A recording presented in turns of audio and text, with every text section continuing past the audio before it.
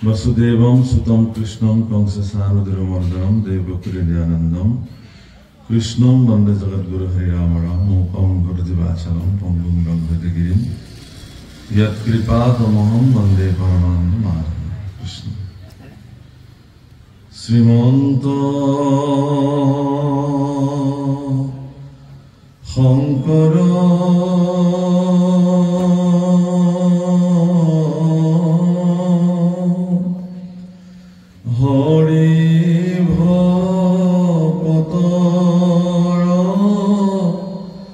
জানা যেন কল্পতরু তাহান্ত বিনাই নাহি নাহি নাহি আমার পরম গুরু রাম আমার পরম গুরু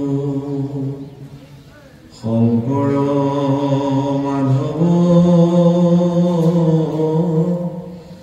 অভেদ ঈশ্বৰ গুৰু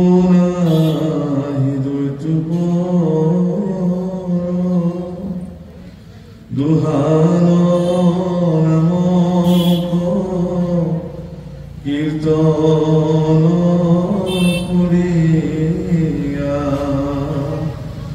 কৃতকৃত হুয়ে নৰ ৰাম কৃতকৃত হুয়ে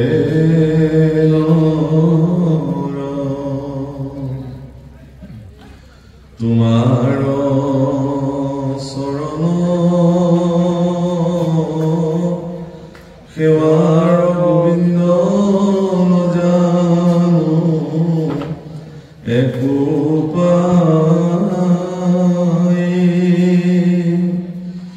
যিমতে সেৱাত ৰহিব করিতে হরি জুয়াই রাম করিতে হরি জুয়াই ওম হরি ওম রাম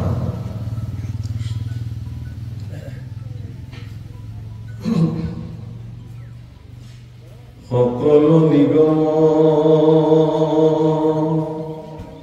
কল্পতরু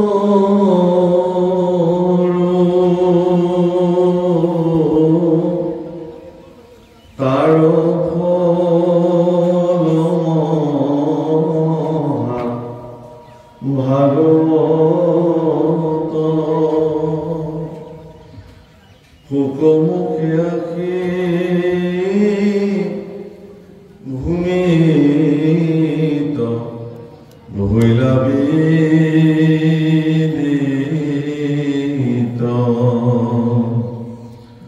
রসত চতুর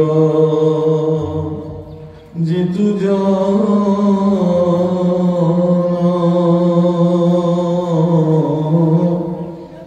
কৃষ্ণৰ চৰণে দিয়া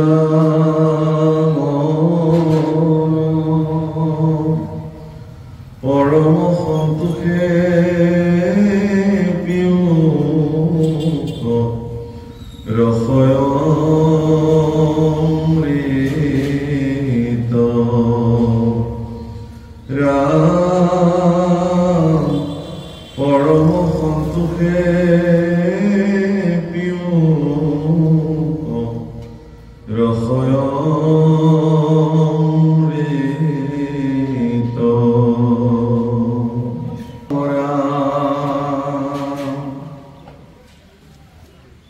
জয় জয় কৃষ্ণ কৃপা ময় মহেশ্বর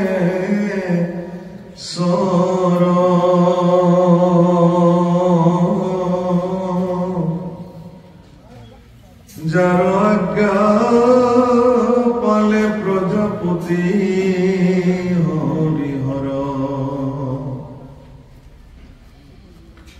রাম কোটি কোটি ব্রহ্মাণ্ড সৃজন্ত যার মায়া জয় সনাতন নিত্য নিরঞ্জন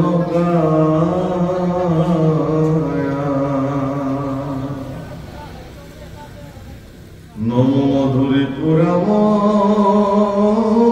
মহাগুরু প্রভু ভগবন্ত ভক্তর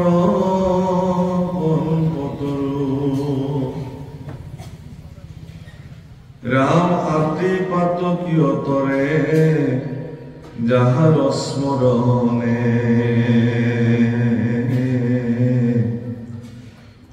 কোটি নমস্কার কৃষ্ণর শরণে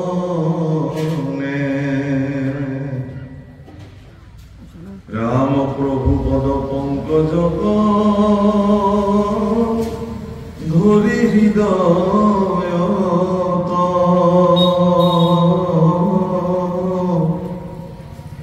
ও যেন মতে বুঝুতিকা ভাষ্যৰ সন্মত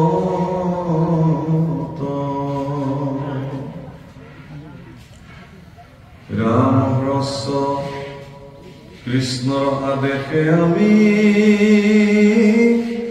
ৰস দীৰ্ঘ ছন্দে বিৰচিব নৱসিদ্ধ কথা প্রবন্ধে হে রাম রাম বৈকুণ্ঠর শাস্ত্র ইতু মহাভাগবত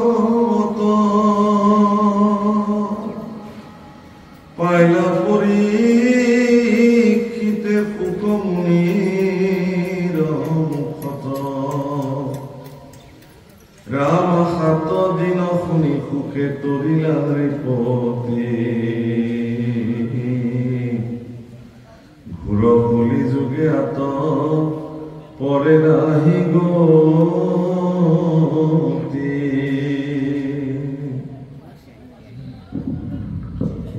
ভাল প্ৰভু কলাই সকল আমাৰ সকলোৰে সেৱাৰ স্থলী শ্ৰী শ্ৰী বামাখাতা সত্ৰৰ মহাপ্ৰাংগণত শংকৰ মাধৱ শিল্পী সমাজৰ ৰূপালী জয়ন্তী বৰ্ষ উদযাপন উপলক্ষে আজি এই পবিত্ৰ ক্ষণত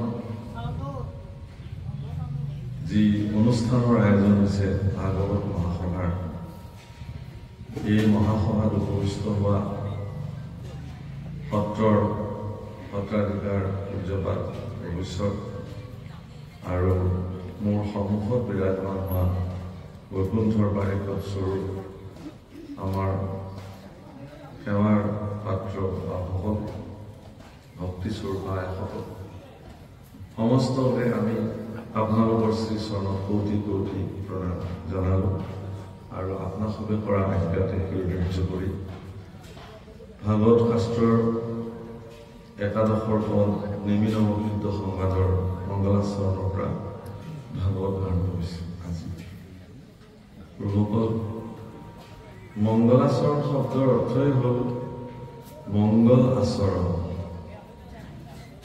মংগল যোগ আচৰণ মংগলাচৰণ মানুহৰ বিশেষত মনুষ্যসকল আমি ইতৰ প্ৰাণীবিলাকৰ কথা নকওঁ কাৰণ অন্যান্য যিবিলাক আমাৰ মনুষ্য ব্যতিৰেকে অন্যান্য যিবিলাক জীৱ আছে তেখেত সেইবিলাকৰ যি চৰিত্ৰ সেই চৰিত্ৰ প্ৰকৃতিয়ে যি ধৰণে নিৰ্ধাৰণ কৰিছে সেই ধৰণে তেওঁলোকে চলি থাকে। কিন্তু আমাৰ মনুষ্য জাতিৰ যি চৰিত্ৰ সেই চৰিত্ৰ প্ৰকৃতিয়ে যি ধৰণে নিৰ্ধাৰণ কৰিছে সেই ধৰণে তেওঁলোকে চলি থাকে। প্ৰকৃতিৰ নিয়মৰ কিঞ্চিত মানুহ ব্যতিক্ৰম তেওঁলোকে নকৰে। চৰাই চিৰিকটি, গৰু ছাগলী, বাঘ সিংহ যিয়ে নকওক, তেওঁলোকে প্ৰকৃতি প্ৰদত্ত জীৱন ধাৰণ তেওঁলোকে কৰে। সূৰ্য উদয়ৰ লগে লগে তেওঁলোকে আহাৰ বিচাৰি ওলাই আহে। সূৰ্যাস্তৰ আগে আগে গৈ আকৌ দিনটোৰ সামৰণি কৰে। যিবিলাক নিশাচৰ প্ৰাণী আছে তেওঁলোকে আকৌ সূৰ্যাস্তৰ পিছত ওলাই আহে। গোটেই নিশাটো তেওঁলোকে নিজৰ জীৱন যাপন কৰে আৰু প্ৰভাতৰ আগে আগে তেওঁলোকে নিজৰ স্থান লয়। কিন্তু মানুহে একমাত্ৰ জীৱ, যি জীৱই প্ৰকৃতিৰ দ্বাৰা নিৰূপিত ব্যৱস্থা তেওঁলোকে কেতিয়াও মানি নচলে। যাৰ যেতিয়া মন গৈছে, কোনোবাই যদি 6টা বজাতে শুৱে, কোনোবাই আকৌ ৰাতি 2টা বজাত শুৱে, কোনোবাই বা গোটেই ৰাতি খায়, দিনটো শুই থাকে। কি নে কি কৰিছে কোনো হিচাপ নাই। গতিকে নিজস্ব মত অনুযায়ী, নিজৰ ৰুচি অনুযায়ী জীৱন নিৰ্বাহ কৰা জীৱটোৱে হ'ল মনুষ্য। অথচ আমি এই মনুষ্যকে আকৌ অমৃত সন্তান বুলি কৈছো। মনুষ্য অমৃতস্য পুত্ৰঃ, মানুহ অমৃতৰ সন্তান। সেইকাৰণে শাস্ত্ৰ প্ৰাৰম্ভণিতে যিকোনো শাস্ত্ৰৰ প্ৰাৰম্ভণিত শাস্ত্ৰ সমুদ্ৰক অৱগাহন কৰাৰ আগমুহূৰ্তত ব্যক্তিবিলাকক সাৱধান কৰাৰ অৰ্থে মংগলাচৰণ কৰা হৈছে। মংগলাচৰণৰ উদ্দেশ্য দুটা। এটা হ'ল ঈশ্বৰ পুৰুষক স্মৰণ কৰা, ঈশ্বৰ পুৰুষৰ ক্ষমতা, ঈশ্বৰ পুৰুষৰ কাৰ্যবিধি বুলি বা লীলা স্মৰণ কৰা মংগলাচৰণৰ জৰিয়তে। আৰু দ্বিতীয়তে নিজৰ আচৰণসমূহ মংগল কৰিবৰ কাৰণে লোৱা সংকল্প। আৰু সেইকাৰণে ইয়াতে কিছু উপদেশো থাকে, আত্মজ্ঞানীও থাকে কেতিয়াবা, আৰু ঈশ্বৰৰ প্ৰশংসাও ইয়াত সন্নিৱিষ্ট হৈ থাকে। সেইকাৰণে প্ৰাৰম্ভণিতে ভগৱান কৃষ্ণ মহেশ্বৰ অৰ্থাৎ মহা ঈশ্বৰ, পৃথিৱীত কৃষ্ণ ব্যতিৰেকে আৰু অন্য মহা ঈশ্বৰ কোনো হ'ব নোৱাৰে। সেইকাৰণে মহা ঈশ্বৰ কৃষ্ণ পুৰুষক জয় জয়কাৰ কৰি মংগলাচৰণ আৰম্ভ কৰিছে। কি কৈছে? যাৰো আজ্ঞা পালে প্ৰজাপতি হৰি হয়। প্ৰজাপতি মানে ব্ৰহ্মা, হৰি মানেতো হৰি যিজন পালন কৰ্তা, আৰু হৰ মানে যিজন সৃষ্টি কৰে, মানে প্ৰলয় কৰ্তা, অৰ্থাৎ সৃষ্টিকৰ্তা, পালনকৰ্তা আৰু সংহৰণকৰ্তা। এই তিনিওজনে যাৰ আজ্ঞা পালন কৰে তেওঁক মহাহৰি বোলা হৈছে। যি গুৰু বিশ্ব পৰম্পৰা আছে, সেই গুৰু বিশ্ব পৰম্পৰা অসমতো মহাপুৰুষে গুৰু বিশ্ব পৰম্পৰা গঢ়ি তুলিছে। মোৰ কৃপাল গুৰুজনাই এনেকুৱা এটা পদ্ধতি ইয়াত নিৰ্মাণ কৰি থৈ গৈছে, সেই পদ্ধতি সম্পৰ্কে আজিও বহু মানুহে 80% নাজানে, 20% নাজানি পেলাই শংকৰ মাধৱৰ মূৰত উঠিয়ে বেলেগক শংকৰ মাধৱতকৈ ওপৰত গুৰু বনাই বহি আছে। সেইসকলে শংকৰ মাধৱৰ চিষ্টেম আমাক শিকাব নালাগে, বুজিছেনে কথাটো? সেইসকলৰ পৰা আমি শংকৰ মাধৱৰ চিষ্টেম নিশিকো। মূল কথা হৈছে এইটোৱে, বা যেতিয়া এজন ব্যক্তি শাস্ত্ৰত একাদশ স্কন্ধত কৃষ্ণযোগ সংবাদত লিখিছে যে ভাগৱত 3টা কাৰণত চৈতন্য হয়। ভাগৱত কিতাপৰ দোকানতো হাজাৰ হাজাৰ ভাগৱত থাকে। আচৰিত হ'ব আপোনালোকে, ভাগৱতৰ কাৰ্টুন যেতিয়া আনে, সেই কাৰ্টুনত থিয় হৈও কিজানি কিতাপ পাৰে, কোনোতো ক'ব নোৱাৰে। সেই ভাগৱত বিলাক কি তাৰমানে সেৱাৰ পাত্ৰ নহয় নেকি? হয়, কিন্তু তেওঁ চৈতন্য নহয়। তেতিয়া ভাগৱত 3টা কাৰণত চৈতন্য হয়। এক, যেতিয়া কোনো শুদ্ধ সদাচাৰী ভকতে, নামী ভকতে ক্ষীৰত ভাগৱত লৈ গুৰু আসন ভাগৱত যেতিয়া প্ৰতিষ্ঠা কৰে, তেতিয়া ভাগৱত চৈতন্য। যেতিয়া বাদ্যে ভংগে নৃত্যে গীতে মাতে শোভাযাত্ৰা কৰি ভাগৱত যেতিয়া নগৰ পৰিক্ৰমণ কৰা হয়, তেতিয়া ভাগৱত চৈতন্য হয়, তেতিয়া মানুহে ভাগৱতক সেৱা কৰে। আৰু যেতিয়া কোনো এজন ব্যক্তিক সমাজে আজ্ঞা কৰে যে আপুনি ভাগৱত পঢ়ক, ভাগৱতৰ আসনত বহি পেলাই তেওঁ যেতিয়া ভাগৱত পাঠ কৰে তেতিয়া ভাগৱত চৈতন্য হৈ থাকে। আৰু সেই ভাগৱতে যেতিয়া ভাগৱত শ্ৰৱণ কৰিবৰ কাৰণে বহে, এই শ্ৰৱণকৰ্তাসকলৰ আৰু কীৰ্তনকৰ্তাসকলৰ মাজত শ্ৰৱণকৰ্তাসকলক শ্ৰেষ্ঠ বোলা হৈছে এইকাৰণে যে তেওঁলোকে শ্ৰৱণ কৰিবৰ কাৰণে বহিছে কৃষ্ণ কথা, তেওঁলোকে কীৰ্তন কৰিবলৈ বহা নাই। কাৰণ শ্ৰৱণ পৰীক্ষিত কৰিছিল, তেওঁৰ জীৱন 7 দিন ভাগৱত শ্ৰৱণ কৰি তেওঁ ধন্য হৈ গৈছিল। শ্ৰৱণৰ মহিমা আছে। গতিকে যিজনক ভাগৱতৰ আসনত বহোৱা হয় তেখেতৰ প্ৰতি বিশ্বাসটো থাকিব লাগে। ভাগৱতত এটা কথা কৈছে, মহাপুৰুষে লিখিছে যে ভাগৱতত কোনে কি কৈছে সেইটো ডাঙৰ কথা নহয়, কৃষ্ণ কথা কোৱা বুলি সন্তুষ্টি হ'ব পাৰিব লাগে শ্ৰোতাসকলৰ ডাঙৰ গুণ। আৰু মই নিশ্চিত যে মোতকে আপোনালোক বেছি জানে, এই কথাটোত মই দৃঢ় হৈ গৈছো। সেই কথাটোৰ পৰা মই বিচলিত হোৱা নাই। গতিকে মোৰ নিচিনা মূৰমতি এটাই যি কওঁ কৃষ্ণ কথাই কৈছে দিয়ক বুলি সন্তুষ্টি হ'ব পৰাটো এগৰাকী শ্ৰেষ্ঠ শ্ৰোতাৰ মূল কৰ্তব্য। তেওঁ অসন্তুষ্ট হৈ গ'লে তেওঁ শ্ৰোতাৰ আসনত থাকিব নোৱাৰে। প্ৰভু ইয়াতে মংগলাচৰণ মই কৈছো যে মংগলাচৰণ আৰম্ভ হৈছে যাৰ আজ্ঞা পালে প্ৰজাপতি হৰি হয়। হৰিও পালন কৰে, হৰেও পালন কৰে, ব্ৰহ্মাই পালন কৰে। আৰু এওঁলোক তিনিটা সৃষ্টি, স্থিতি আৰু অন্তকাৰী। আৰু ইয়াত ক'লে কি বুলি যে কৃপাময় কৃষ্ণ মহেশ্বৰ তেওঁৰ আজ্ঞা এওঁলোকে পালন কৰে। এতিয়া তেখেতে প্ৰশ্ন কৰিছে যে হৰিয়ে আৰু কোন হৰিৰ আজ্ঞা পালন কৰে? আপুনি মই আপোনাৰ কথাটোকে কৈ আছো দেই, আপুনি আৰু প্ৰশ্ন কৰিছে আৰম্ভ হৈছে। কৃষ্ণ ভগৱান যদি কিয় আৰু পালন কৰে, কাৰ কথা কৃষ্ণ পালন কৰে বুলি ক'লো জানো? হৰিয়ে পালন কৰে বুলি কৈছে। কৃষ্ণ নহয় নেকি? আৰে হয়, ইয়াতে লিখিছে নহয়, ইয়াতে মইতো কোৱা নাই। সেইটো গুৰুজনাই জানিব, মই নাজানো, মইতো মূৰ্খই। গুৰুজনাই ইয়াতে কলম লিখিছে, যাৰ একদম তীৰে বহে ব্ৰহ্মা হৰি হয়। গুৰুজনক সুধিব লাগিব আপুনি, মইতো মূৰ্খ আপোনাৰ দৃষ্টিত বা কাৰোবাৰ দৃষ্টিত। মই সেই কথাটোকে ক'ব গৈছো। কিয় কৈছে মই এটা উদাহৰণ দিওঁ।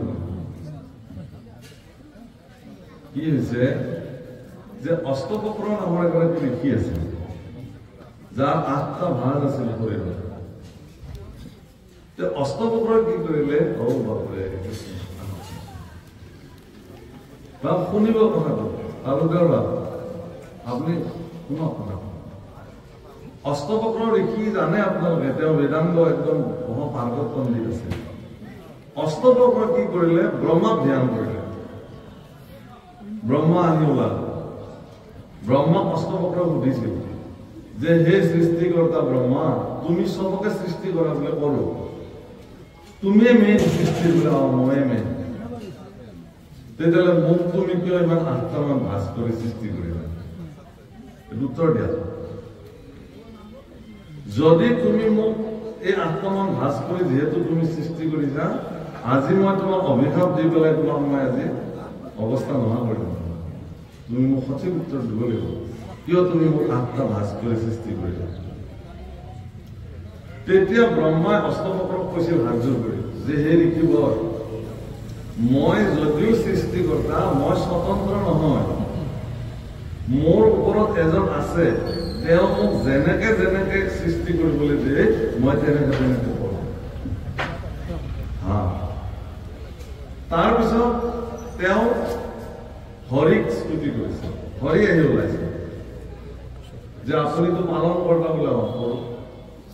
আপুনি বোলে স্বতন্ত্ৰ বোলে মই স্বতন্ত্ৰ তেতিয়াহ'লে মোক ইমান কষ্ট খাদ্যকে কিয় তুমি পালন কৰিছা মই ভালকে থিয় হ'ব নোৱাৰো ভালকে বহিব নোৱাৰো আজি তোমাক মই এতিয়া তোমাৰো অৱস্থা মই নোহোৱা কৰিম কিয় কৰিছা তুমি মোৰ লগত মোৰ অন্যায় কি তেতিয়া হৰিয়ে কৈছে যে হে অষ্টভক্ত মই পালন কৰ্তা হৰিহে মই কেনেকে কাক পালন কৰিব লাগে সেই নিৰ্দেশনা মোৰ ওপৰত এজন আৰু আছে যাক পৰম ব্ৰহ্ম বোলে পৰমাত্মা বোলে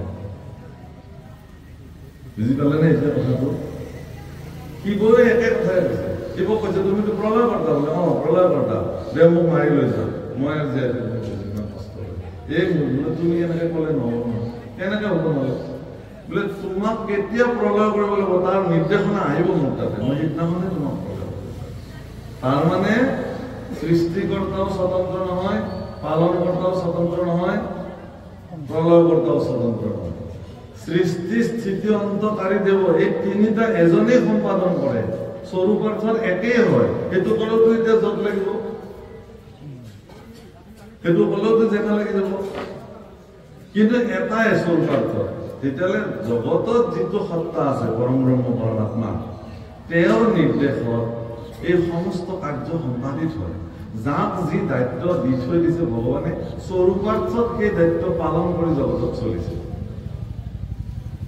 সেই কথাৰ কাৰণেহে গুৰুজনাই ইয়াত অকল ইয়াত নহয় ভাগৱতৰ আৰম্ভণিটো লিখিছে প্ৰথম স্কন্ধ প্ৰথমত যায় তাতো লিখিছে আৰু নিমিত প্ৰকৃত সংবাদৰ প্ৰাৰম্ভণিতো এই কথা লিখিছে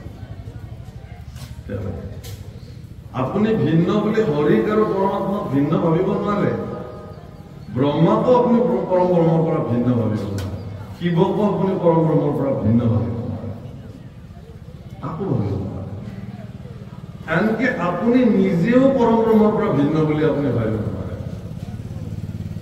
আপুনি নিজেও পৰম ব্ৰহ্মৰ অংশ ময়ো নিজে চবে সেইকাৰণে আমাৰ আভ্যন্তৰিক যিটো নাম সেইটো সকলোৰে এটাই নাম সেইটো হ'ল আত্মা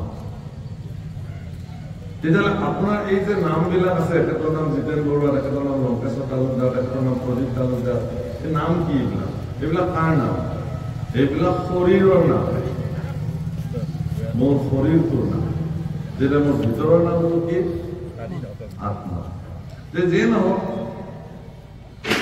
গতিকে যিজন পৰম ব্ৰহ্মৰ আজ্ঞা লৈ ব্ৰহ্মা হৰি হৰে জগত ৰাখিছে তেওঁৰ স্বৰূপটো ইয়াত কি বুলি কৈছে কৌটি কৌটি ব্ৰহ্মাণ্ড স্বজন্ত জানা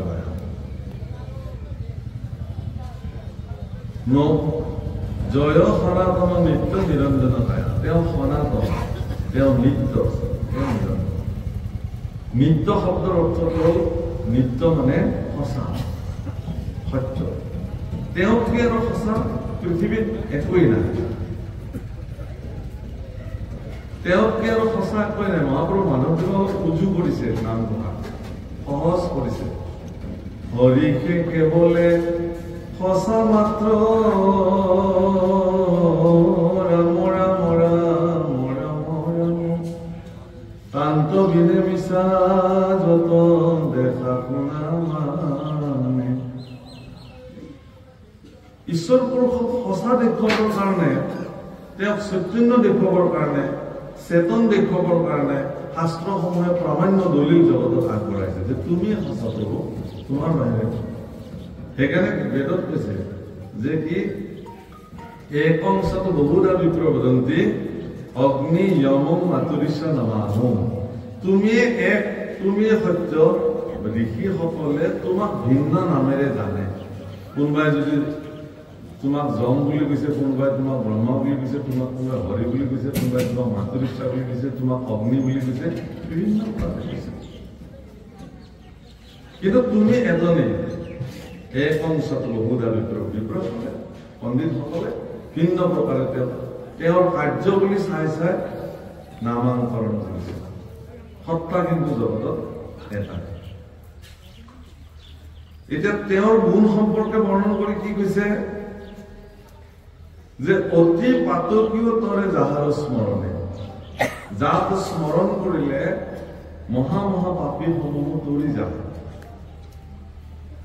কৰো কোটি নমস্কাৰ কৃষ্ণৰ চৰণে সেইকাৰণে কৃষ্ণৰ চৰণত কোটি কোটি প্ৰণাম জনাইছো তোমাৰ চৰণত প্ৰভুপদ পংকজক ধৰি হৃদয়ত যেনমতে বুজুতিকা ভাষ্য সন্মত কৃষ্ণ আদেশে আমি হস্য দীৰ্ঘ ছন্দে বিৰচিলো নমকিত কথা কওঁ আমি ভগৱানৰ আজ্ঞা লৈ মহাপুৰুষ গুৰুজনাই কৈছে যে আমি ঈশ্বৰ পুৰুষৰ আজ্ঞা লৈ হস্য দীৰ্ঘ ছন্দেৰে নিমি নমকিত অসমত প্ৰাৰম্ভ কৰিবলৈ যাম মই যি ধৰণে টিকা ভাষ্য টিকা মানে নোট ভাষ্য মানে অনুবাদ মূল শাস্ত্ৰসমূহ আমি এইটোতো মূল ভাগৱততে উল্লেখ আছে সংস্কৃত ভাগৱত তাৰ পৰা যিসকল টিকাকাৰসকলে যিবিলাক টিকা কৰিছে ভাষ্যকাৰসকলে যি ধৰণে তাৰ ব্যাখ্যা কৰিছে সেইসকলৰ মত বুজি শুনি মই যি ধৰণে বুজি পাইছো সেই ধৰণেহে আপোনালোকক মই এতিয়া কওঁ গুৰুজনাই আগতীয়াকৈ কৈ থৈ দিছে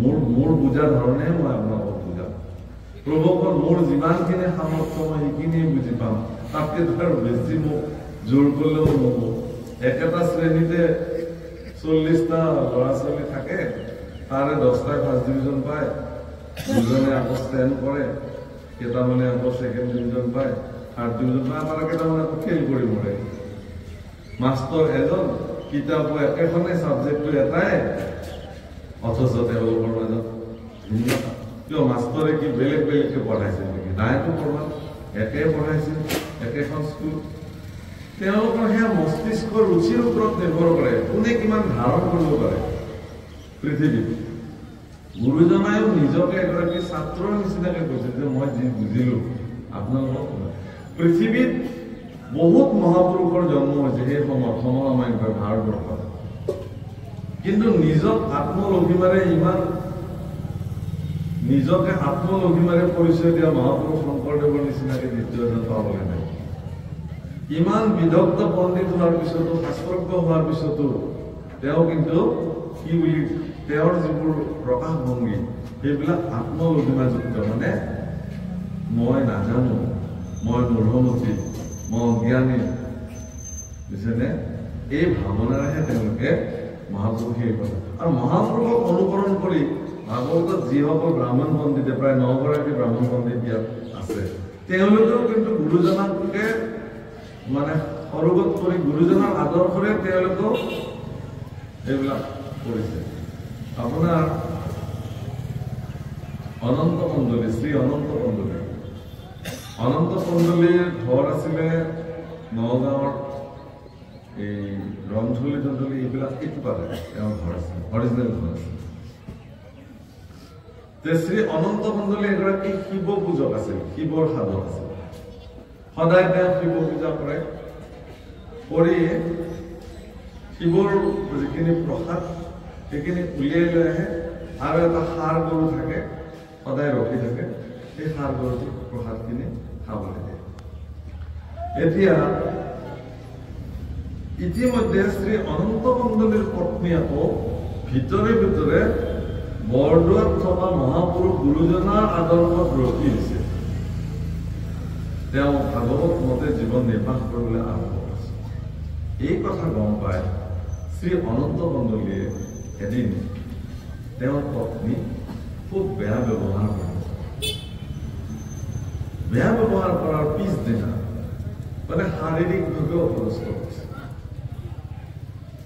পিছদিনা তেওঁ যেতিয়া শিৱ পূজা কৰি ওলাইছে দেখিছে যে আজি ষাঁড় গৰুটো নাই ষাঁড় গৰুটোক তেওঁ ধৰ্ম বুলি মাতে আৰে আজি আমাৰ ধৰ্ম কত গ'ল নাই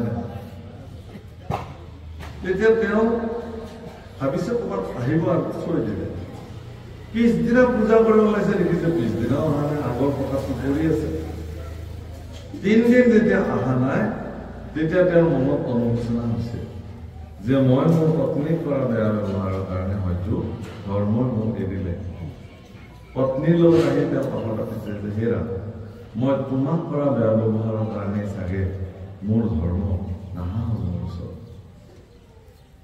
তেতিয়া পত্নীয়ে ক'লে যে জগতৰ ঈশ্বৰ পৰম কৰ্মই অৱতৰিত হৈ শংকৰ স্বৰূপে জগতত আহিছে তুমি এবাৰ তেওঁৰ কাষলৈ যোৱা তেওঁ ইয়াৰ বিধান দিব পাৰে পত্নীৰ কথা শুনি শ্ৰী অনন্ত কন্দলীয়ে বৰদোৱাত মোৰ কৃপাল গুৰুজনক সাক্ষাৎ কৰিবৰ কাৰণে আহিছে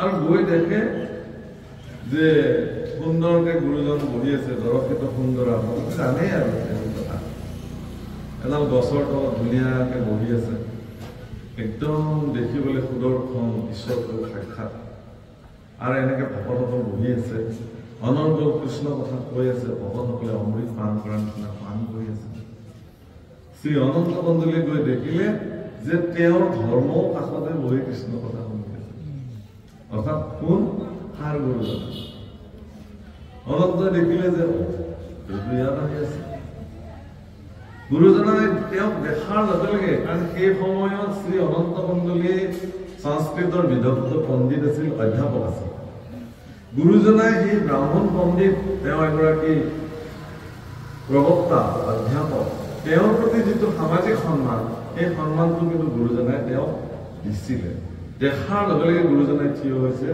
বাপৰে মোৰ আজি পৰম ভাগ্য যে আপোনাৰ নিচিনা মহা এগৰাকী বিদগ্ধ পণ্ডিত আজি আমাৰ ওচৰলৈ আহিছে এই বুলি গুৰুজনে আঠে বেঠে গৈ তেওঁক আগবঢ়াই লৈ আহিছে কৈছে আজি কেনেকে অহা হ'ব বাৰু বাহ তেতিয়া শ্ৰী অনন্ত কন্দলীয়ে গুৰুজনাৰ শ্ৰী চেহেৰা দেখিছে মুগ্ধ হৈ গৈছে তেওঁৰ বিধি ব্যৱহাৰ আচৰণত শ্ৰী অনন্ত কন্দলী তেওঁৰ প্ৰতি আকৃষ্ট হৈ গৈছে হৈ কৈছে নাই মই আচলতে মোৰ ধৰ্মক বিচাৰি আহিছো চাওকচোন আছে নে ইয়াতে বোলে আছে ক'ত দেখুৱাই দিছে এই খাল গৰু এই মোৰ ধৰ্ম হয় নেকি কিয় বা আহি আছে ইয়াতে যাওক আপোনাৰ ধৰ্ম আপুনি লৈ যাওক ইমান মানে জগাইছে সাৰ গৰুটো উঠা আমি লৈ যাওঁ সাৰ গৰুটো তাৰ পৰা নুঠে কোনো কাৰণ উঠাব কৈছে নাযায় তেতিয়াহ'লে থাকক গুচি গৈছে বোলে বহক অকণমান পঢ়িলে গুৰুজনাৰ শ্ৰীমুখে ভাগৱত কথা কৃষ্ণ কথা শুনিলে শুনি শ্ৰী অনন্ত কন্দলীয়ে গুচি আহিলে প্ৰভুসকল এটা কথা মনত ৰাখিব যিবিলাক পণ্ডিত লোক সঁচাকে যাৰ সঁচাকে শাস্ত্ৰ জ্ঞান আছে তেওঁলোকক ধৰ্মৰ প্ৰতি আকৃষ্ট কৰিবৰ কাৰণে বেছি দেৰি নালাগে যিবিলাক মানে অৰ্ধ পণ্ডিত পণ্ডিত নহয় অজ্ঞ সুখ মাৰাধ্য সুখতৰ মাৰাধ্যতেই বিশেষজ্ঞ কাৰণ দুৰ্বিধম ব্ৰহ্মাবিন লংপেনো নহয় হাফপেনো নহয় ডেৰপেন যিবিলাক আছে এওঁলোককে শাস্ত্ৰৰে ৰুচি সম্পন্ন কৰাটো দিগদাৰ বুজিছে না অনন্ত কন্দলী কিন্তু এগৰাকী পৰিণত পুৰুষ সেইকাৰণে তেওঁ বিৰোধ তেওঁ শৈৱ গুৰুজনা বৈষ্ণৱ সম্পূৰ্ণ তাৰ বিৰোধাভাস দুটা বিপৰীত মেৰুত অৱস্থান কৰি আছে ক'বলৈ গ'লে দুটা বিপৰীত মেৰুত অৱস্থান কৰা এজন পণ্ডিতেও কিন্তু গুৰুজনাৰ মুখে শ্ৰীকৃষ্ণ কথা অমৃত পান কৰাৰ পিছত তেওঁ কিন্তু গুৰুজনাৰ প্ৰতি কি হৈ গৈছে আকৃষ্ট হৈছে ঘৰত গৈ তেওঁ শুব পৰা নাই বাৰে বাৰে গুৰুজনাৰ ছবিটো তেওঁৰ সন্মুখত আহি উঠিছে 7 দিন পিছত পত্নীক কৈছে হেৰা মই এটা সিদ্ধান্ত ল'ব খুজিছো কি যে সেই মহাপুৰুষ গুৰুজনা শংকৰদেৱৰ চৰণত মই শৰণ ল'ব খুজিছো এইটো মই সিদ্ধান্ত লৈছো আৰে এইটো উত্তম স্বামী পত্নীটো এনেই আগৰ পৰাই গুৰুজনাৰ প্ৰতি আকৃষ্ট সেই সময়ত নিয়ম আছিল যে গুৰুজনাৰ ওচৰলৈকে গ'লে টকা শিকা চাউল ভাৰ ভেটি লৈ গুৰুজনাৰ ওচৰত আহিব লাগে বস্ত্ৰ আদি লৈ পত্নীয়ে সকলো আতোপিতোকে যোগাৰ কৰি দিছে মোৰ স্বামী আজি মোৰ কৃপালু যাক মই গুৰু মানিছো যাৰ জগতত যিজন মহাপুৰুষ আহিছে তেওঁৰ ওচৰলৈকে সকলোখিনি দ্ৰব্য বস্তু লৈ তেওঁ আহিছে গুৰুজনাই সুধিলে যে সেইদিনাখন একেই ব্যৱহাৰ কোনো পৰিৱৰ্তন নাই এই আহক আহক বাপৰে আজিও আহিছে মোৰ মেনু টকা শিকা দ্ৰব্য বস্তু সকলো গুৰুজনাৰ চৰণত আগবঢ়াই দি শ্ৰী অনন্ত কন্দলীয়ে কৈছে আজি যে হে গুৰুজন এইবুলি কৈছে হে কৃপা গুৰু মই আচলতে সেইদিনাখন ধৰ্ম বিচাৰি আহিছিলো আজি কিন্তু ধৰ্ম বিচাৰি আজি কি বিচাৰি আহিছা আজি মই তোমাৰ উচ্ছিষ্ট বিচাৰি আহিছো অৱশিষ্ট বিচাৰি আহিছো জাতক ব্ৰাহ্মণ আমিতো ক্ষুদ্ৰ তেওঁলোকক কেনেকৈ অৱশিষ্ট দিম আমি? উত্তম কথা, উত্তম। সেই সময়ত গুৰুজনাই দশম স্কন্ধ অনুবাদৰ কাম কৰি আছিলে। দশম স্কন্ধ, দশমৰ যিহেতু 3টা পাৰ্ট আছে, প্ৰথম, আদি দশম, মধ্য দশম, শেষ দশম। গুৰুজনাই আদি দশমৰ কাম যেতিয়া কৰি আছিলে, গুৰুজনাই তেতিয়া অনন্ত কুণ্ডলীক কৈছিলে যে আজিৰ পৰা তুমি মধ্য দশম আৰু শেষ দশমৰ দায়িত্ব ল'ব লাগে। সেইটোৱে অৱশিষ্ট, উচিষ্ট। আমি হলে খাই এৰা দিলোহেঁতেন, গুৰুজনাই এইটো কৰা নাই। মানে কথাটো হৈছে কি, সংস্কৃতত শ্লোক আছে বৰ ধুনীয়া, তাত কোৱা হৈছে যে প্ৰত্যেকডাল বৃক্ষয়ে ঔষধি, প্ৰত্যেকডাল বৃক্ষয়ে ঔষধি। যিমান গছ আপোনাৰ চকুত দেখিছে চবৰে পাত, শিপা, কিবা কিবি ঔষধত লাগে। আৰু যিমান মানুহ দেখিছে চব পুৰুষাৰ্থ সাধন কৰিব পৰা ব্যক্তি। কিন্তু সমস্যা ক'ত জানে? সেই ঔষধটো বিচাৰিব মানুহ কোনটো বেমাৰত কি ঔষধ লাগে বিচাৰিব নোৱাৰে। কিন্তু যিবিলাক সমাজ সংগঠক, যিবিলাক ব্যক্তি, এতিয়া যিবিলাক সংগঠক আছে, সংগঠকসকলে থিয়নামৰ প্ৰশিক্ষক এজনে নতুনকে আহিছে, কাকো চিনি নাপায়, চবে চাকৰি বনায়। তাৰ মাজতে তেওঁ নিৰ্বাচন কৰিব, তেওঁ চকুৰ পিট পিটাই থাকিব যে কোনটো চলিয়াতে নাংৰা ভাল বজাব, কোনটো চলিয়াতে তাল ভাল বজাব। 2 চাপৰ মানলেই বুজি পাব, সেইটো তেওঁ জানো। সেইমতে তেওঁ নিৰ্বাচন কৰিব যে তুমি নাংৰাত হোৱা, তুমি তালত হোৱা, তুমি পাঠক হোৱা, ভংগী ভংগী দিয়া। ঔষধিখিনি ক'ত ক'ত আছে? ঔষধ জানোতাজন ডাঙৰ কথা পৃথিৱীত। মোৰ কৃপালু গুৰুজনা এগৰাকী তেনেকুৱা প্ৰসিদ্ধ সমাজ বিজ্ঞানী আছিল, যি সমাজত চিনি পাইছিল কোনজন ব্যক্তিক ক'ত কামত লগাব লাগিব। প্ৰসিদ্ধ ব্যৱসায়ী শ্ৰী শ্ৰী নাৰায়ণ দাস ঠাকুৰে তাক ব্যৱসায়ৰ পৰা আনি আধ্যাত্মিক জগতত কেনেকে এগৰাকী উচ্চ পৰ্যায়ৰ আটা পুৰুষ হিচাপে নিৰ্মাণ কৰাৰ কৌশল সেইটো গুৰুজনাৰ হাততে আছে। মাধৱদেৱৰ দৰে এগৰাকী বিদগ্ধ শাক্ত পণ্ডিতক কেনেকে এশৰণ হৰিনাম ধৰ্মত প্ৰৱৰ্তন কৰাব লাগিব তাৰো ঔষধ মহাপুৰুষেহে জানিছিল। বুজিছে নহয় কথাটো? সেই গুৰুজনাৰ সেইটো কেপাচিটি আছিল, তেওঁৰ সেইটো কৌশল আছিল। সেইকাৰণে কি কৰিছে, গুৰুজনাৰ যিটো তেওঁৰ যিটো প্ৰকাশ ভংগী, প্ৰভুসকল মই আপোনালোকক আজি এটা বিনম্ৰ অনুৰোধ কৰিম, সকলোৰে চৰণ কি যে আমি একো যদি নিশিকো গুৰুজনাৰ পৰা, এটাই মাত্ৰ আচৰণ যদি গুৰুজনাৰ পৰা শিকো, গুৰুজনাই নিজকে যেনেকে নমনীয় দাসৰ দাস স্বভাৱেৰে চলিছিল, সমগ্ৰ অসমীয়া জাতিয়ে যদি এইটো স্বভাৱকে ললেহেঁতেন বিশ্বত এটা প্ৰসিদ্ধ জাতি হিচাপে নিজক আত্মপৰিচয় দিব পাৰিলেহেঁতেন। কিন্তু আমি বেলেগ বেলেগ কথাবিলাক ললো, গুৰুজনাৰ আচল কথাটোকে ল'ব নিশিকিলো। গতিকে গুৰুজনাৰ এই যে মই সেইবিলাক কাৰোবাৰ টিকা, কাৰোবাৰ ভাষ্য এইবিলাক লৈ মই কৰিছো, ইয়াত কৈছে সেইকাৰণে যে এইটো বৈকুণ্ঠৰ শাস্ত্ৰ মহাভাগৱত পৰীক্ষিতে সুখদেৱৰ শ্ৰীমুখেৰে জগতত প্ৰাপ্তি হল। 7 দিন 7 ৰাতি শুনি মহাৰাজ পৰীক্ষিত মুক্ত হৈ গল। ঘোৰ কলিৰ যুগত ভাগৱত কথা শ্ৰৱণত আৰু অন্য গতি নাই। হৰে নাম হৰে নাম হৰে নাম কেৱলম কৰো নাস্তি নাস্তব্য নাস্তব্য গতিৰন্যথা। হৰিনামে হৰিনামে হৰিনামে গতি, হৰিনামে ভগৱতৰ কেৱল ভগৱতী। মানে এটা সহজ সৰল পন্থ। মই আপোনাক আমাৰ ইয়াতে কিছুমান বাক্য আছে প্ৰভুসকল শাস্ত্ৰ, কি জপ তপ যজ্ঞ দান সবে বিৰম্বন কেৱলে ভক্তিত তুষ্ট সন্ত নাৰায়ণ। ইয়াত বিৰম্ব শব্দটো দেখাৰ লগে লগে আমাৰ ব্যাখ্যাকাৰসকলে ব্যাখ্যা কৰে যে জপ তপ যজ্ঞ দান এইবিলাক নিষিদ্ধ কৰিছে গুৰুজনাই, নাই কৰা নিষিদ্ধ। মনত ৰাখিব, বিৰম্বন বুলি কৈছে। বিৰম্বন শব্দটোৰ অৰ্থ পীড়াদায়ক, বিৰম্বন শব্দৰ অৰ্থটো হ'ল কষ্টদায়ক, যন্ত্ৰণাদায়ক। বিৰম্বন মানে অসম্ভৱ, কৰিবৰ কাৰণে বৰ টান, কঠিন।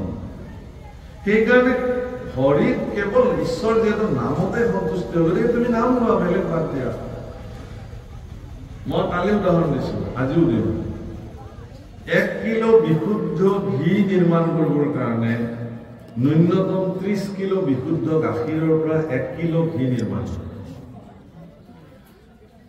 1 লিটাৰ গাখীৰৰ দাম যদি 60 টকা হয়, প্ৰায় 2000 টকা গাখীৰৰ খৰচ কৰি আৰু অন্যান্য কৰি মানে 1 লিটাৰ বিশুদ্ধ ঘি পাবৰ কাৰণে প্ৰায় 2500 টকা মূল্য আপুনি দিব লাগিব। কিন্তু আজিকালি বজাৰত ঘিৰ মূল্য নহয়, তাতকে কম। তাৰমানে আমি এতিয়াও বিশুদ্ধ ঘি পোৱা নাই।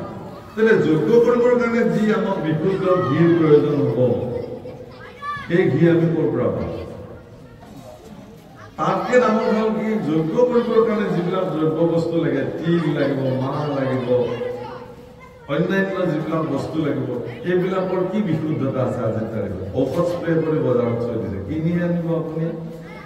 কিন্তু এতিয়াও এনেকুৱা আশ্ৰম আছে ভাৰতবৰ্ষত, এতিয়াও এনেকুৱা যাজক আছে, যজমান আছে, যিবিলাকে সেই ধৰণৰ বিশুদ্ধ ঘি নিৰ্মাণ কৰি নিজে তিলৰ খেতি কৰি, মাহৰ খেতি কৰি, যজ্ঞ সম্পাদিত কৰি শুদ্ধ বিশুদ্ধ মন্ত্ৰেৰে তেওঁলোকে যজ্ঞ সম্পাদন কৰে।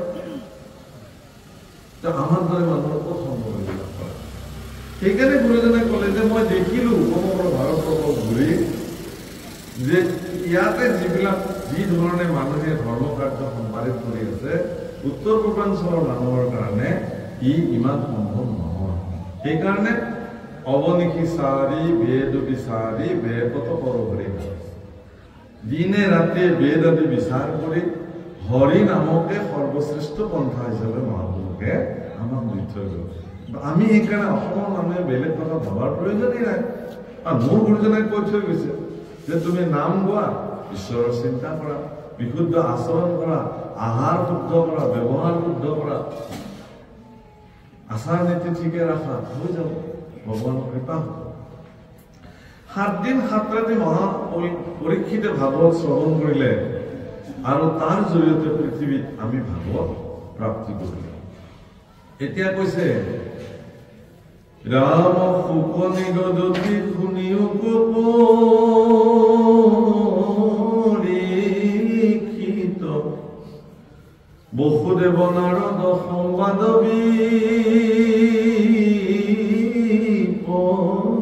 বিপৰীত ৰাম নিমি নব সিদ্ধে যেন ভৈলায়ু পাখান কহো খাব শেষ কথা হৈও সাৱধান। নিমি নব সিদ্ধ সংবাদৰ আচল নামটো হ'ল নাৰদ বসুদেৱ সংবাদ।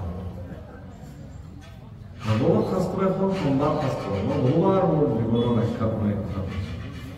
ভাগৱত হ'ল সংবাদ শাস্ত্ৰ, য'ত শ্ৰোতা আৰু বক্তাৰ সংবাদ হয়। ইয়াত বিসংবাদ নাই। যদি কোনোবাই ইয়াত বিসংবাদ কৰিবলৈ আহে, দৰাচলতে তেওঁ ভাগৱত শুনিবলৈ অহা নাই, তেওঁ নিজৰ পাণ্ডিত্য জাহিৰ কৰিবলৈহে আহিছে। সেইকাৰণে ভাগৱত সংবাদ শাস্ত্ৰ। সংবাদ শব্দৰ অৰ্থ কি?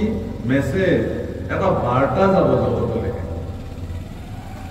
বসুদেৱ আৰু নাৰদে কথা পাতিছিল, সেই বাৰ্তা জগতলৈকে গৈছে। এই বাৰ্তাটোৰ নাম কি? নিমি নৱসিদ্ধ। বসুদেৱ আৰু নাৰদৰ আলোচনা। বসুদেৱ কোন? দৈৱকী নন্দন কৃষ্ণ, আমি যাক কওঁ, যিজন আমাৰ উপাস্য ভগৱান, মথুৰাৰ অংশ কাৰাগাৰত যাৰ জন্ম হৈছে, তেওঁ পিতৃ বসুদেৱ। গতিকে ইয়াত কৈছে ৰাম বাৰে বাৰে নাৰদক কথান্ত মাধৱে নিৰন্ত দ্বাৰকা পুৰী কৃষ্ণক গৌৰৱে। নাৰদ এদিন দ্বাৰকালৈ গ'ল। ভগৱান কৃষ্ণৰ নিবাসস্থল পৃথিৱী, সাগৰৰ মধ্যস্থানত অৱস্থিত। আৰু ভগৱান কৃষ্ণই দেৱৰ্ষী নাৰদক কৈছে যে তুমি যোৱা, ইয়াত থাকিব নালাগে। কিন্তু দ্বাৰকাৰ যি সমৃদ্ধি, দ্বাৰকাৰ যি পৰিৱেশ বাতাবৰণ, তাকে দেখি দেৱৰ্ষী নাৰদে তাৰ পৰা গুচি আহিব পৰা নাই। খুব সুন্দৰ বৰ্ণনা আছে আমাৰ গুৰুজনাই বিলোচন কৰা এইটো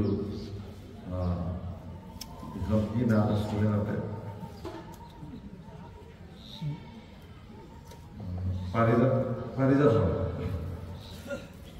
তাত কৈছে নহয় যে নাৰদে দ্বাৰকাৰ সমৃদ্ধি দেখি তাৰ পৰা গুচি আহিব খোজা নাই। আটাইতকৈ ডাঙৰ কথা এইটোৱে যে দেৱৰ্ষি নাৰদে দেখিছে যে ইয়াতে দেখোন মন গ'লে কৃষ্ণক দৰ্শন কৰিব পাৰে, মন গ'লে কৃষ্ণক চাব পাৰি। কৃষ্ণৰ শ্ৰীমুখ দৰ্শন কৰাটো এজন ভকতৰ কাৰণে বহুত ডাঙৰ অভিলাষ।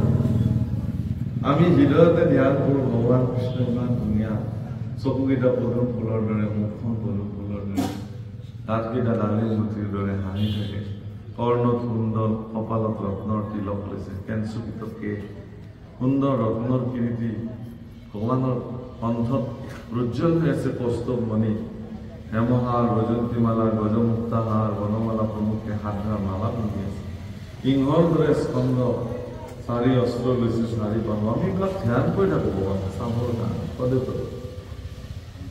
আমাৰ আচাৰ্যসকলে আমাৰ হৃদয়ত আঁকি দিয়ে এইবোৰ, তুমি চাবা এইটোকে ধ্যান কৰিবা। কিন্তু সেই কৃষ্ণ যদি সাক্ষাৎ সন্মুখত বিদ্যমান হৈ থাকে তাতকে আৰু সমৃদ্ধি কি হ'ব পাৰে? কিন্তু ভগৱান কৃষ্ণৰ কথাটো হ'ল কি যে নাৰদৰ নিচিনা যদি কৃষ্ণ কথা কোৱা ব্যক্তি যদি এঠাইত থাকে তেতিয়াহ'লেতো নহ'ব। নাৰদ যিমান ঘূৰি ফুৰিব সিমানে কৃষ্ণ কথা বিস্তাৰিত হ'ব। প্ৰভুকৰ দেৱৰ্ষি নাৰদৰ যি চৰিত্ৰ আজি আমাৰ সমাজ ব্যৱস্থাত নাটকে হওক ভাওনাই হওক দেৱৰ্ষি নাৰদৰ চৰিত্ৰ বুলি ক'লে মানুহে এটাই জানে যে খুব থলুৱা বৰ কথাটো লোৱা এটা কৌতুক চৰিত্ৰ বুলি ধৰি লয়। কিন্তু দেৱৰ্ষি নাৰদ কৌতুক চৰিত্ৰ নহয়, খুব যেন পাতল চৰিত্ৰ এটা, নাৰায়ণ নাৰায়ণ। দেৱৰ্ষি নাৰদৰ মুখত যেতিয়া নাৰায়ণ শব্দ বাজ হৈছিল চাৰি বেদ ঘোষিত হৈ যায় এবাৰ। যিজন ব্যক্তিৰ শ্ৰীমুখে নাৰায়ণ শব্দ এবাৰ উচ্চাৰণ হোৱাৰ লগে লগে চাৰি বেদ ঘোষণা হয় সেইজন ব্যক্তি কি ইমান চেলেং পেটেং কৌতুকীয়া মানুহৰ দৰে হ'ব নেকি? যাৰ শিষ্য ধ্ৰুৱ, যাৰ শিষ্য প্ৰহ্লাদ, তেনেকুৱা এগৰাকী ভব্য দিব্য গুৰুৰ স্থানত অধিষ্ঠান কৰি থকা দেৱৰ্ষিয়ে তেওঁ সত্যনিষ্ঠ কথাখিনি য'ত প্ৰকাশ কৰিব লাগে ঈশ্বৰৰ আজ্ঞামতে তাত প্ৰকাশ কৰে। সেইকাৰণে আজিও দেৱৰ্ষি নাৰদৰ জন্মদিনটো নাৰদ জয়ন্তীক বিশ্ব সংবাদ দিৱস হিচাপে পালন কৰে। সত্যনিষ্ঠ বাৰ্তা প্ৰেৰণ কৰাৰ জ্বলন্ত উদাহৰণ দেৱৰ্ষি নাৰদ। আপোনালোকে জানে যে নৰকাসুৰক বধ কৰিবৰ কাৰণে দেৱৰ্ষি নাৰদে পাৰিজাত বনৰ য'ত নেকি ৰুক্মিণীক দিয়া পাৰিজাতৰ পিছত সত্যভামাক আহি কথাটো লগাই দিছে। যদি সত্যভামাক লগাই নিদিয়ে তেতিয়াহ'লে সত্যভামাই কেতিয়াও অনুমতি নিদিয়ে নৰকাসুৰক মাৰিবৰ কাৰণে, আৰু যদি সত্যভামাই নৰকাসুৰক মাৰিবৰ কাৰণে অনুমতি নিদিয়ে তেতিয়াহ'লে ভগৱানে নৰকাসুৰক যিটো বৰ দি থৈ দিছিল যে তোমাৰ মাতৃৰ আজ্ঞা নোহোৱালৈকে মই তোমাৰ হত্যা বধ নৰকাসুৰ বধেই নহয়। গতিকে বহুত দায়িত্ব লৈ দেৱৰ্ষি নাৰদে এইবিলাক কাম কৰে, আৰু সেই দেৱৰ্ষি নাৰদে বাৰে বাৰে বাৰে বাৰে ভগৱানে তেওঁক পঠিয়াইছে যদি তেওঁ যোৱা নাই। ঈশ্বৰৰ ইচ্ছা এইটোৱেই যে দেৱৰ্ষি নাৰদ ঘূৰি ফুৰিব লাগে, কৃষ্ণ কথা কৈ ফুৰিব লাগে। মোৰ কৃপাল গুৰুজনে এদিন নাৱেৰে গৈ আছিল, ভকতসকলক সুধিলে যে এইখন কি গাঁও? ভকতসকলে ক'লে যে গুৰুদেৱ এইখন বৰ অত্যাচাৰী দানৱ গাঁও একেবাৰে, য'ত ডকাইতবিলাক আছে, অত্যাচাৰী মানুহবিলাক আছে। গুৰুজনে আশীৰ্বাদ দিলে, ভালে থাকে ধুনীয়াকে থাক, মই আশীৰ্বাদ দিলো। আকৌ অকমান দূৰ গৈ গ'লে এইখন কি গাঁও? বোলে এইখন ব্ৰাহ্মণৰ গাঁও, পণ্ডিতৰ গাঁও, সংস্কৃত পণ্ডিত, পৰম পণ্ডিত, এইসকল শাস্ত্ৰজ্ঞ। বোলে নদীয়ে সহায় দিয়ক এইখন গাঁও। আৰে এইটো কি কৈছা? চোৰ ডকাইতৰ গাঁওখনত নিৰাপদে থাকিবৰ কাৰণে আপুনি আশীৰ্বাদ কৰিলে, আৰু যিখন ভকতৰ গাঁও পৰম পুণ্যজন্ত পণ্ডিত এইখনক আকৌ ক'লে যে এইখন নদীয়ে সহায় দিয়ক এইখন গাঁও। বোলে নহয়, এইখন গাঁও যেতিয়া নদীয়ে খহাবলৈ আৰম্ভ কৰিব ইয়াৰে মানুহবিলাকে বিভিন্ন স্থানলৈ গুচি যাব নিৰাপত্তা বিচাৰি। ইজনে সিখন গাঁৱত যাব, কোনোবা কাৰোবাৰ ৰিলেশ্যন আছে সিখন গাঁৱত যাব। এই পণ্ডিত বিলাক বিস্তৃত হৈ যাব। এওঁলোক এঠাইতে থাকিলে কি হ'ব? এজন পণ্ডিত যদি আহি ইয়াতে তেনেকুৱা পণ্ডিত বসবাস কৰে গাঁওখনৰে সলনি কৰি গৈছে কিন্তু এই ডকাইত বিলাক যদি এনেকে চাৰিওফালে বিয়পি সি ডকাইতে আৰু কি কৰিব য'তে যাতে ডকাইতৰ দল এটা তৈয়াৰ কৰি ল'ব সি বিচাৰি বিচাৰি বিচাৰি মদাহী এটা একদম অচিনাকি যদি জাগাত গধূলি গৈ পায় ধুনীয়াকে সি চাৰিটা লগ উলিয়াই ল'ব একদম যেন বহুত দিনৰ চিনাকি কিন্তু এজন সজ্জনে তাৰ ইমান ইংগিত এই লগে লগে লগে হৈছে এতিয়া মোৰ দৰে মানুহ এটা যদি অচিন জেগাত যায় মোক প্ৰশ্ন কৰিব কিয় লাগে আপোনাৰ লংকেশ তালুকৰ কি হয় কেনেকে চিনি পায় তাৰমানে লংকেশ তালুকৰ ঘৰত মোক ৰাতি নিয়ে কাৰণ মই বা কোন আৰু কি ৰিক্সত লৈ যাব কিন্তু মই যদি সেই হাৱা বতাহত ধৰাবিধ হৈ যাওঁ লাহেকে কাৰোবাক এটা ইংগিত দিলে 10টা লগে এটা আইছিলে আৰু সি ভাল জাগাই পাই যাব লগে লগে দুষ্টজনৰ কাৰণে অসুবিধা নাই কিন্তু গুৰুজনাই কৈছিল যে সজ্জন চাৰিওফালে বিস্তাৰিত হ'ব লাগে দেৱকী মানৱ কথাই তুমি যোৱা তেওঁ নাযায় হীৰা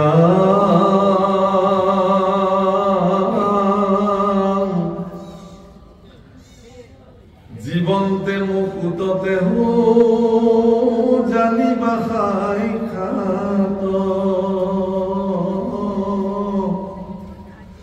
তথাপিও উৎকয়াতি কৃষ্ণৰ জীৱন্তে মুকুট দেৱৰ কিনাৰত দেৱৰ কিনাৰৰ জীৱনত আৰু একো কৰিবলগীয়া নাই ইতিমধ্যে তেওঁ মুক্ত জীৱন্তে মুক্ত কিন্তু তথাপিও কৃষ্ণৰ সেৱাৰ প্ৰতি তেওঁ উৎসুক হ'ব পাৰোঁ মই মুক্ত কিন্তু মই সেইকাৰণে কৃষ্ণ নাম সম্পৰ্কে ভাগৱতত কি বুলিছে লোভিলা মুকুটি যিটো তাহাৰো মানচিত কোনোবাই যদি মুক্ত হৈ গ'ল জীৱনত তাৰ পিছতো তেওঁ হৰিনামৰ প্ৰয়োজন আছে দেৱৰ কিনাৰত মুক্ত জীৱন্তে মুক্ত ব্ৰহ্মাৰ মানস পুত্ৰ হিচাপে যাৰ জন্ম দাসী পুত্ৰৰ পৰা গৈ একেবাৰে ব্ৰহ্মাৰ মানস পুত্ৰ হৈছে তাৰ পিছতো কিন্তু তেওঁ কৃষ্ণৰ সেৱাৰ প্ৰতি ইমানেই উৎসুক সুবিধা পালে সুযোগ পালে তেওঁ কৃষ্ণৰ সেৱা কৰিবৰ কাৰণে তৎপৰ দ্বাৰকাত কৃষ্ণৰ সেৱাৰ সুযোগ আছে গতিকে তেওঁ নাযায় ৰাম মুকুতি সুখত কৰি ভকতি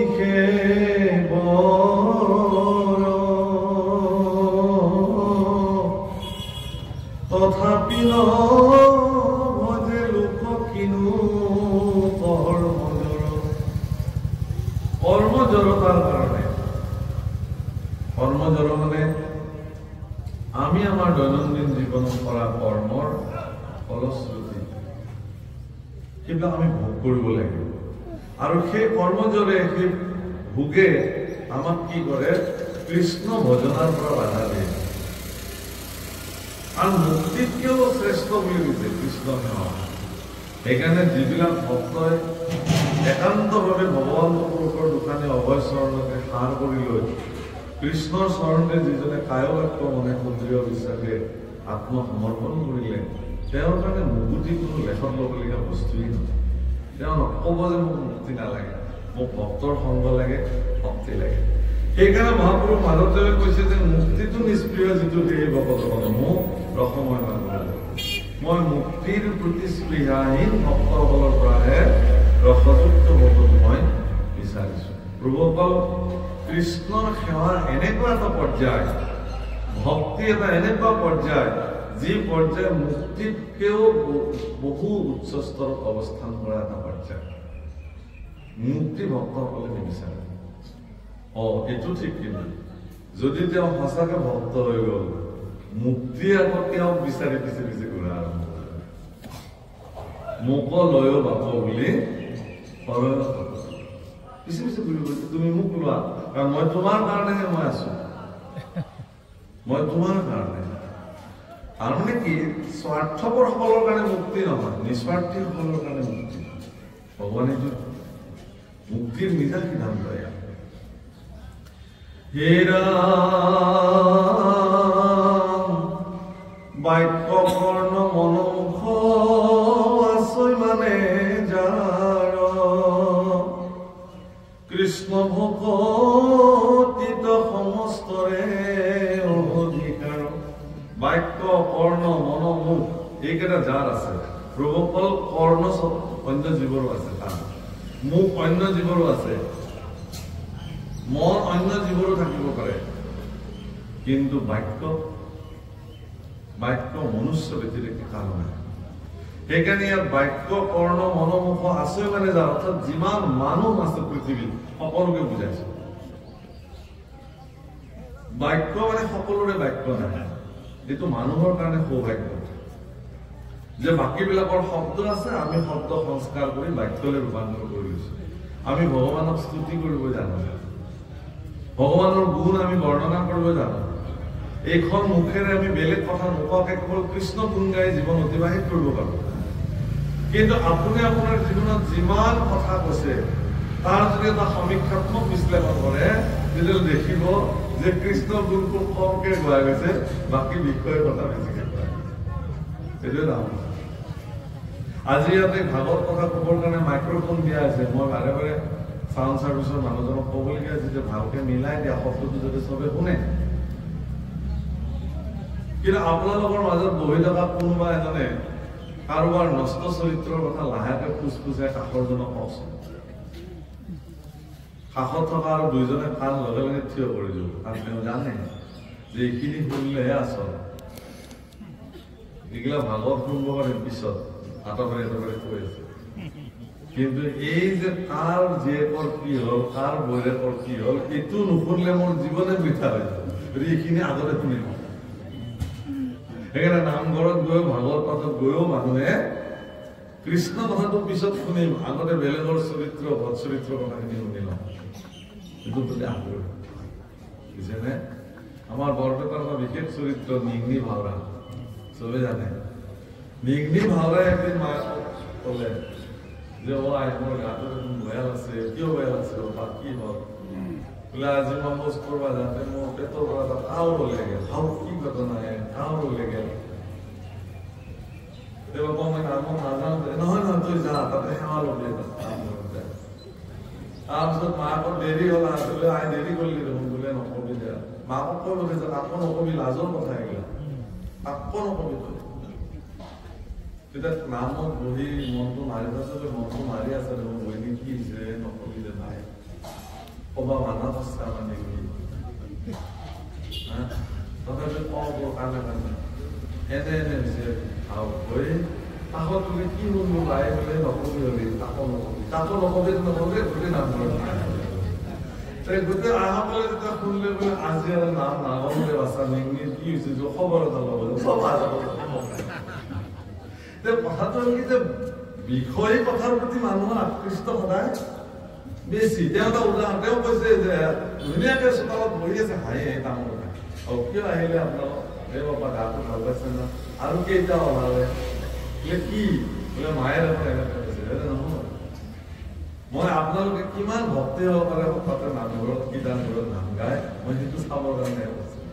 তাৰমানে আপোনালোকে নাম নাগলে তাতে আপুনি আহোন পৰৰ কথা পাতা যায়, যি নহয় মেল কৰিব যায়, কৃষ্ণ কথা পাতে, কৃষ্ণ কথা শুনক, কৃষ্ণ কথাই জীৱনত গতি প্ৰদান কৰিব। ইয়াক সেইকাৰণে কৈছে যে বাক্য কৰ্ণ মনোমুখ যাৰ যিমান আছে চবৰে কৃষ্ণ কথাত ভক্তিত অধিকাৰ আছে। কৃষ্ণ ভক্তিৰ অধিকাৰ আপোনাক কোনেও বঞ্চিত কৰিব নোৱাৰে, যে আপোনাৰ যোগ্যতা নাই বুলি কোনেও ক'ব নোৱাৰে। মানে অন্য কিবা ব্যৱস্থাত হয়তো কিবা থাকিব পাৰে বাধা বিঘিনি যে আপুনি এইটো কৰিব নোৱাৰে, কিন্তু কৃষ্ণ ভক্তি এটা এনেকুৱা ব্যৱস্থা যাক কোনেও ক'ব নোৱাৰে যে এইটো আপোনাৰ অধিকাৰ নাই। চবে কৰিব। ৰাম কৃষ্ণ পদ পংকজক ভজে ব্ৰহ্মাৰে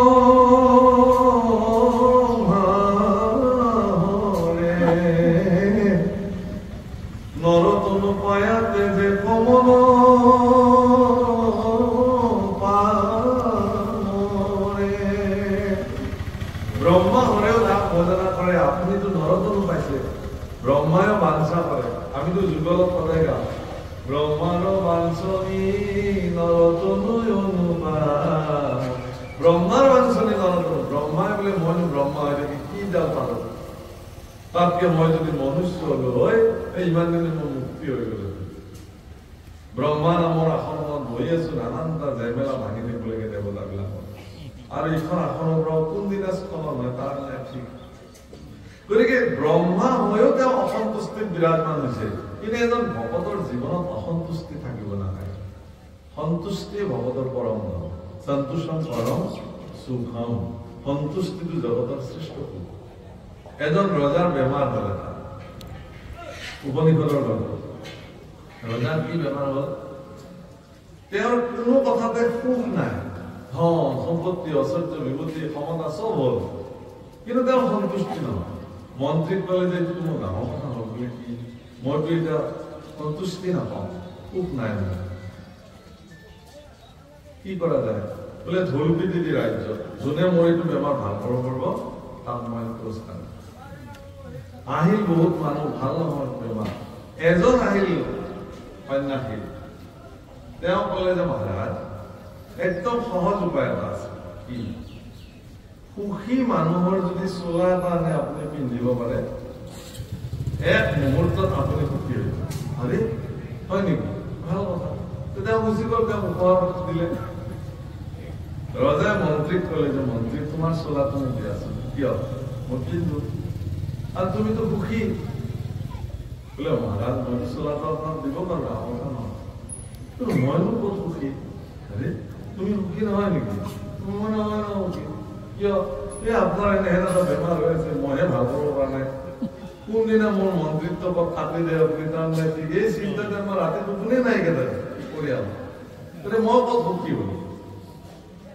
বোলে নহ'লে বিচাৰ এটা সুখী মানুহ চোলা এটা লৈ ৰাজ্যৰ প্ৰসিদ্ধ ব্যৱসায়ীজনৰ ওচৰলৈকে গ'ল ব্যৱসায়ীজনক সুধিলে আপুনিতো প্ৰসিদ্ধ ব্যৱসায়ী আপুনি সুখী বোলে পাওঁ বোলে আপোনাৰ চোলাটো দিয়ক কি হ'ল ৰজাই পিন্ধিব বোলে মই সিমান সুখীও নহয় মোৰ বেপাৰ এতিয়াও পৃথিৱী জুৰি পৰিব্যাপ্ত হোৱা নাই যেতিয়ালৈকে নহয় মই তেতিয়ালৈকে সুখী নহয় চিনেমা এক্টৰ এজনৰ তাতে সিও এনেকে ক'লে যে নহয় মই এতিয়াও সুখী হ'ব পৰা নাই সুখী মানুহ বিচাৰে তাৰ কোনো সুখী নহয় এজন মানুহ গৰু ঘৰে চলাই আহি আছে মন্ত্ৰী বোলে ইয়াতে সুধিলে তই সুখী নে বোলে সুখী একদম সুখী বোলে একদম সুখী দুখে নাই বোলে নাই মোৰ কোনো দুখ নাই অসন্তুষ্টি মোৰ জীৱনত নাই যি পাইছো যি নাপাইছো মই পৰম সুখী ভাল দে তোৰ চোলা এটা দে কিহৰ কাৰণে ৰজাই পিন্ধিব তেওঁ তেতিয়া ক'লে মইতো চোলাই নিপিন্ধো ডাঙৰ কথা হ'ল কিবাকে বিচাৰি বিচাৰি যিও এটা সুখী মানুহ ক'লে তেওঁ আকৌ এতিয়া চোলাই নিপিন্ধে কৈছে মই চোলা তোলা নাই মই ধুতিখন পিন্ধো আৰু এইখন অংগ বস্ত্ৰ ইখনকে গাত লৈ থাকো এই মোৰ জীৱন মোৰ চোলা ধৰা নাই ৰজাক কৈ দিব বোলে তেওঁৰ চোলা নাই বোলে তেতিয়াহ'লে তুমি নিজে যাব লাগে ক'ত ৰজাৰ ওচৰত কিহৰ কাৰণে বোলে তুমি কেনেকে সুখী হ'লা ৰজাক ক'লে হ'ল তই বোলে মোৰতো দৰকাৰ নাই নহয় ৰজাৰহে দৰকাৰ মোৰ ওচৰত ৰজাক আহিব দিবা ৰজা তেওঁৰ ওচৰলৈকে আহিছে সুখী হ'বৰ কাৰণে একদম চিপাহী চন্তৰী হয় হস্তি ঘোঁৰা লৈ পেপা চেপা বজাই তেওঁ শুই আছে গৰু গাড়ীখনৰ তলতে ৰজাই আহি পেলাই কৈছে মই ৰজা তোমাৰ ওচৰত আহিছো সুখী হোৱাৰ মন্ত্ৰ বিচাৰি বোলে আজিতো মোৰ ক'ব নোৱাৰিম পিছত আহিবা যায় এইবোলে আকৌ শুই থাকিল ৰজা পিছতো আহি নকয় তাৰ পিছতো আহি নকয় এদিন ৰজা অকলে অকলে আহিছে আৰু তেওঁৰ নিচিনাকে আহিছে এখন সাধাৰণ কাপোৰ পিন্ধি সাধাৰণ কাপোৰ এখন গাত লৈ খালী গাই তেওঁৰ ওচৰত আহিছে বোলে আজি কবা নে আজি কম এই যে তুমি অহংকাৰটো লৈ আহা বাৰে বাৰে মোৰ ওচৰত তুমি ৰজা একেবাৰে ধ্যান ধৰি ধৰি এইকাৰণে পোৱা নাই আজি কিন্তু তুমি জাগাত আহিছা তাৰমানে কি পৃথিৱীত প্ৰভুসকল এই যিটো অহংকাৰ গৰ্ব এইটো পৃথিৱীত বৰ ভয়ানক বস্তু অহংকাৰ এটা এনেকুৱা বস্তু যে ই আপোনাক সুখী হ'ব নিদিয়ে অহংকাৰ এনেকুৱা এটা অদ্ভুত বস্তু আপুনি যদি ভুল পথৰেও গৈ আছে অহংকাৰে আপোনাক তাত অনুভৱ কৰিবই নিদিয়ে অহংকাৰে আটাইতকৈ ক্ষতি কৰিছে ক'ত জানে মই আচলতে কোন, মোৰ পৰিচয় কি, সেইটো মই নাজানো। অৰ্থাৎ মই নিজকে যি বুলি ভাবো সেইটো মই নহয় আচলতে। ৰ'ব মই এইখিনি শেষ কৰি লওঁ।